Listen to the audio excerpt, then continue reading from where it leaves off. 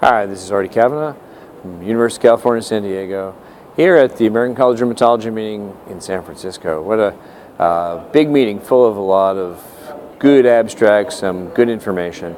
Just finished Rheumatology Roundup with my colleague Dr. Jack Cush, and we picked some of the abstracts we thought were most notable at the meeting. A couple that I picked out, there's an abstract on epigenetics in lupus patients, showing that patients who live within a short distance to a major highway actually had epigenetic changes, which conceivably could be important to who develops lupus, or among patients with lupus, how severe it is.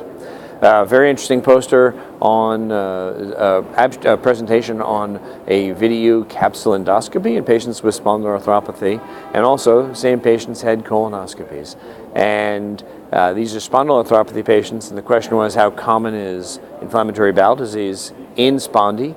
And what they found was over 40% of patients had changes on the video capsule endoscopy that were consistent with IBD, which was higher than what they saw in colonoscopy, or biopsy proven by colonoscopy, correlated with fecal calprotectin, didn't correlate with symptoms. So this may be something that we're thinking of as we evaluate our patients with spondy in the future.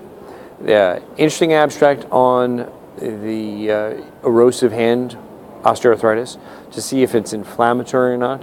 Investigators did serologic studies and ultrasound. Basically, it turns out that there's not a lot of differences in inflammation that we can measure by those means in patients who have hand OA without erosions and those who have erosions. Another poster looked at the ANA negative patients and then asked a question, should you get extractable nuclear antigens among those patients? So they took all lab samples that were in the Mayo Clinic lab in a certain defined period of time and looked when patients had an ANA and an ENA ordered on the same day. And among those patients who had a negative ANA, they saw how many of them had a positive ENA. And it was actually very small numbers. And when they looked at the diseases, they found that among 100 patients who had a negative ANA and a positive ENA, the only patient with lupus, or the defined rheumatologic disease, had had lupus many years ago and had been quiescent for many years, suggesting that there's not a value to doing ENA testing in negative patients. So a whole lot of information presented at ACR.